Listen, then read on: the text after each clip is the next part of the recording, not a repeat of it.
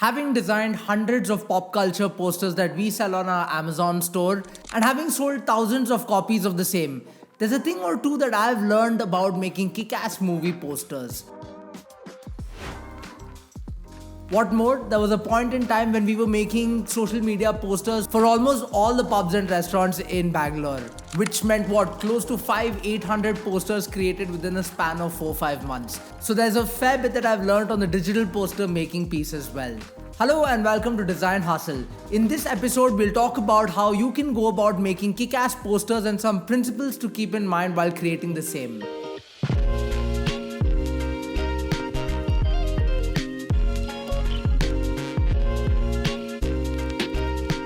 So let's get right into the thick of things. First off, what are some things to keep in mind when designing posters? At a very surface level, right? Crafting a poster which especially is something that you want to make go viral, whether it is for social media like I described earlier or as a product that you're selling on your Shopify store or online. The idea is to find the right blend of creativity, aesthetics, and a deep understanding of what works and connects with your target audience. So let's have a look at some aspects with examples from some stuff that I've designed in the past just to illustrate things a little better. First off, with respect to optimal color scheme. Try and figure out visually appealing color palettes that complement the message, right? Colors, of course, have a lot of power in evoking the right kind of emotion if used appropriately. And whether it's red for love or danger, whether it's blue just to give you a sense of calm or loneliness, it's all about using the color for your advantage and figuring out how you can leverage the right tones to talk and tell the story of that particular poster or visual piece that you're kind of putting together. So let's have a look at a couple posters, for example, right? First off with the one that we made for Apocalypse Now. What a beautiful movie, by the way. A movie that was almost never made because of all the drama around it. More on that later. Let's focus a little bit on the poster itself. And just to kind of show you the colors, right? You can see there's a very warm orange yellow used in the upper half, which slowly bleeds into a complementary mauve purple of sorts. More importantly, from the perspective of what the film is about and the tones used in the movie itself. If you've seen the movie, for example, based in Vietnam, a lot of it has that very sepia warm tone going just from a symbolic perspective, meaning a lot in terms of what exactly Francis Ford Coppola wanted to show. And that's kind of what the theme of, from a color perspective at least, we were going for here as well, right? Just trying to reflect exactly what's kind of caught on film. Few things to keep in mind from a poster perspective. Right now I want to focus more on the color aspect, but of course the right kind of quotes that everybody is very familiar with, using familiar fonts that were used in the poster of the original film as well, just to put all that together. From a color perspective, let's have a look at another one, right? This one, not so much my favorite, even though it sells a fair bit on Amazon. But basically going for the obvious red for The Godfather with a lot of the blood that's there, just balancing out the reds on either side with the rose over here. But using a green, especially because it is a complementary, just kind of showing The Godfather evolving from one to the other based on whatever the storyline may have been. But yeah, trying to use complementary colors as much as possible ensures that things pop out the way they intend to. And if you want to figure out more ways by which you can identify the right palette for you, do use tools like, say, coolers.co, right? Where you can very easily identify for yourself the kind of palette that you want to use. You can make one for yourself, just figure out one color and see what the alternate colors around that would be so that you can then leverage this into your designs. And here's an example of another one, say what we did with Birdman, right? And here you can see a lot more colors than the previous two. Here you can see the yellows, the greens, the blues, the reds, all very triadic in some sense or the other, getting together to put this poster in one piece, as you can see. Next off, with respect to thoughtful typography, right? Words are very critical in conveying whatever you want to, and especially in film where you have very meaningful quotes that just people just remember and associate with a particular movie or film, right? And the way you can kind of put that on screen, use that as the motif to create your poster, a lot more impactful it could be in general. So here are a couple examples of that in action, right?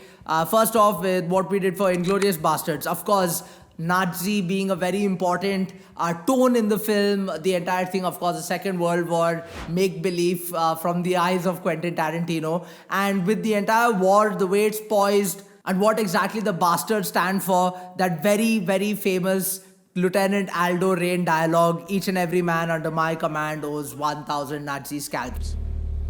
And I want my scalps.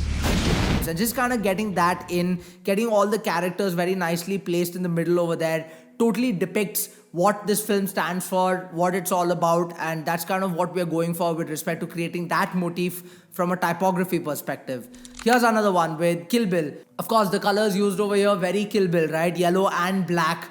If you've seen the movie, you know exactly what I'm talking about. What depicts the bride when she's not wearing a white gown is this look and feel. And one of the quotes that really gets that entire theme going is what we've used to make this poster, right? Of course, a few splashes of blood because our man Tarantino loves his gore, and if there's a way to show that on the poster, then why not? By the way, if you want to know a little bit more on how Quentin Tarantino structures his films, especially since I'm a massive movie buff, there was no way I could stop myself from making a video on it, which you can check linked somewhere up here.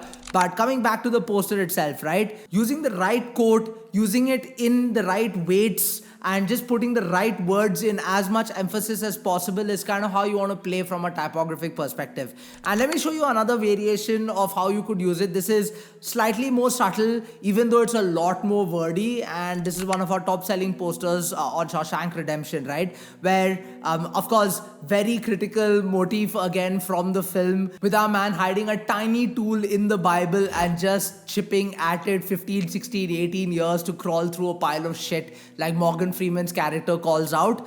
Basically, this is a page of the Bible itself with very critical quotes just highlighted, quotes from the movie that when you read, you'd be able to connect with.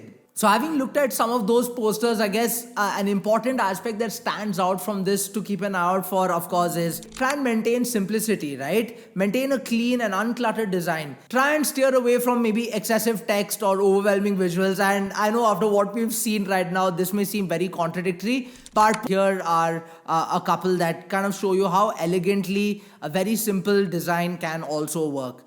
This, for example, is the poster that we made on the Beatles, right? Very clean, low poly art, not too much of fluff, texture like I normally like my posters, and just a tiny stanza from one of their famous songs. And there are so many. It was so difficult to eventually decide on one from across the universe, but apparently that's what people want to hang on their walls, which is why we went ahead with this. Here's another example of a very simple poster that still does the trick, right? One for The Usual Suspects.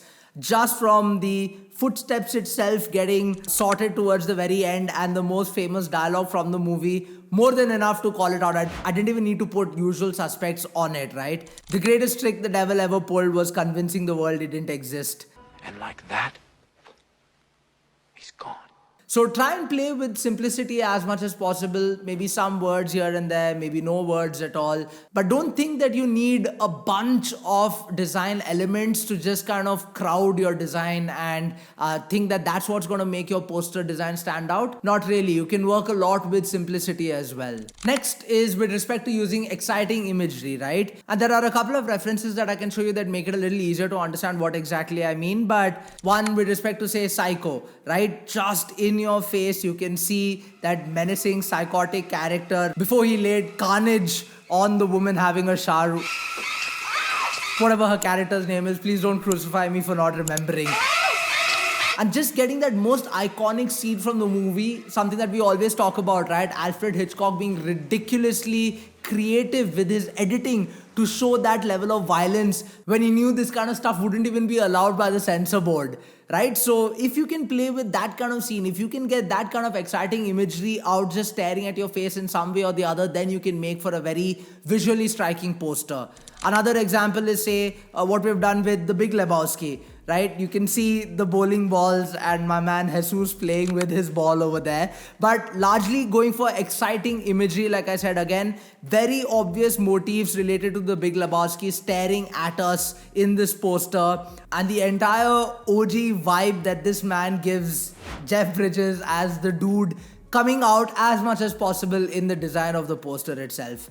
V for Vendetta, of course, another example that I can really quickly show you. But the most famous iconic quote, on which I've also made a video, if you want to check it out, it's linked up here. But the kind of stuff that people relate to in the film, using that as much as possible to create that striking resemblance with your poster so that you have something that they can remember it by, is how you can go about creating your exciting imagery for a particular poster design. And then finally, leveraging all of this to create that emotion and narrative, right? Whether you're using words, whether you're using the right kind of motifs, the right colors, whether it's simplicity or whatever else we may have seen, you want to try and get a story out from that poster, and you want to extract the right kind of emotion from them so that they can actually connect with the poster. So that was a little bit on how you can go about creating pop culture designs. Whether it is actually to create movie posters or something else, I'm pretty sure there would have been a thing or two that you can use for a lot of graphic design work that you're doing at your end, and just figure out how you can use all these strategies and skills